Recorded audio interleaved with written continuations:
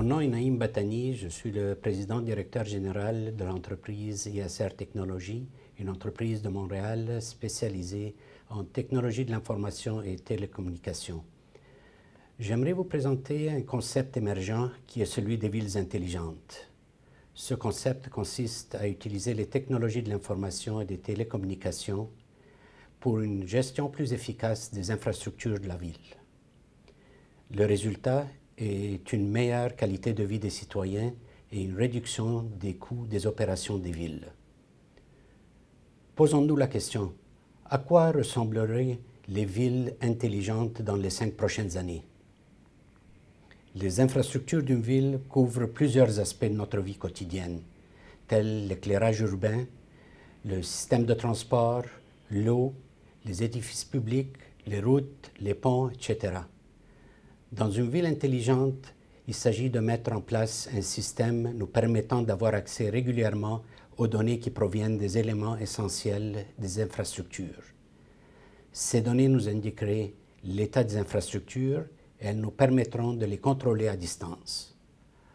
Comment arriverons-nous à atteindre cet objectif? Nous vivons dans l'ère de l'économie du savoir et les technologies sont disponibles pour permettre à des objets de communiquer entre eux sans fil, à très grande échelle, et ceci dans un vaste réseau de communication. Pour former un réseau de communication, on commence par l'infusion de l'intelligence dans des endroits stratégiques des infrastructures. Par intelligence, ce que je veux dire ici, c'est que nous voulons des capteurs, nous mettons des capteurs et des senseurs qui sont capables de mesurer les différents paramètres tels la consommation énergétique, la consommation de l'eau, l'état des ponts, etc. Imaginez un réseau de communication sans fil à grande échelle au niveau d'une ville où les infrastructures de la ville sont munies des capteurs qui communiquent entre eux sans fil. Les données acquises sont dirigées vers un centre de traitement de l'information et le contrôle se fait à partir d'un téléphone intelligent, d'une tablette ou d'un poste de travail d'un ordinateur.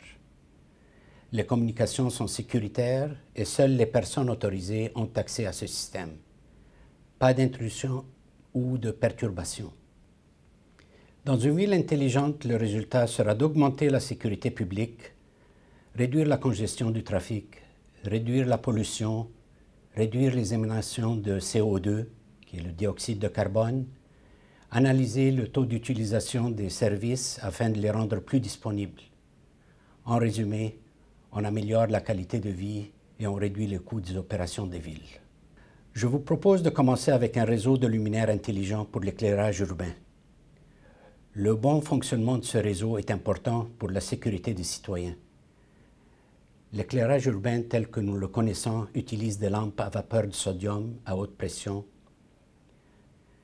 Lorsque nous remplaçons les lampes au sodium par un éclairage intelligent aux diodes électroluminescentes qu'on appelle les DEL, le résultat peut se résumer par les points suivants. La réduction de la consommation énergétique, car les DEL consomment moins que les lampes à vapeur de sodium, la détection rapide des bris et leur réparation, éliminer le besoin d'une présence humaine pour détecter les bris.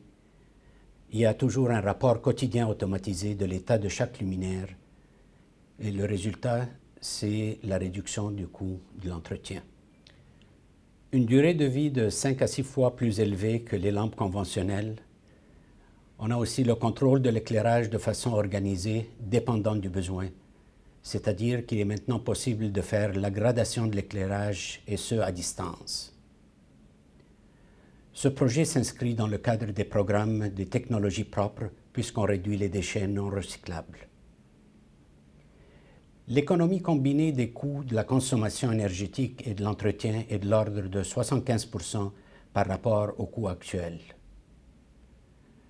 Le remplacement des luminaires existants par un éclairage intelligent ODEL se fait de façon ordonnée, sans interruption de services fournis aux citoyens. Et les économies annuelles justifient l'investissement initial. Avec cela, fini les pannes des luminaires qui prennent du temps à être détectés, fini le remplacement fréquent des lampes qui atteignent la fin de leur durée de vie.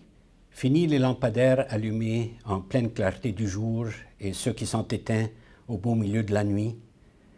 Avec cela, nous participons à la réduction et l'élimination des déchets à base de mercure et de sodium qui polluent notre environnement.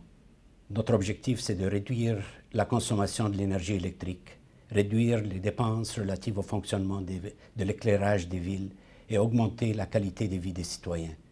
Un système informatisé facile d'utilisation. Un réseau de luminaires intelligents consiste en des luminaires qui communiquent entre eux et aussi d'une interface graphique qui permet à l'usager de contrôler ces luminaires à distance. Cette interface graphique, elle peut être sur une tablette, comme on la voit ici, ou bien sur un téléphone intelligent, ou bien sur un poste d'ordinateur.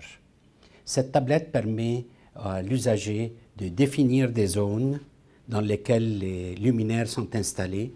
Les luminaires qui fonctionnent sont montrés en vert dans cette zone-là, et s'il y a une luminaire qui est en panne, il sera montré en rouge. À part cela, il y a d'autres fonctions que l'on retrouve sur cette tablette-là. Par exemple, on peut voir la consommation électrique de chacun des lampadaires. On peut aussi connaître l'historique au bout d'un mois, au bout d'un an, de ce qui est arrivé pour chaque lampadaire dans toutes les zones qui existent. Il peut contrôler le profil de l'éclairage, c'est-à-dire que si on veut qu'un lampadaire ou une série de lampadaires soit allumé à 6 heures du soir et qu'il soit éteint à 5 heures du matin, on appelle ça un profil qui est automatiquement mis dans le logiciel et qui est transmis au lampadaire. Donc c'est une interface qui est facile d'utilisation et qui permet à l'usager de contrôler le tout à distance.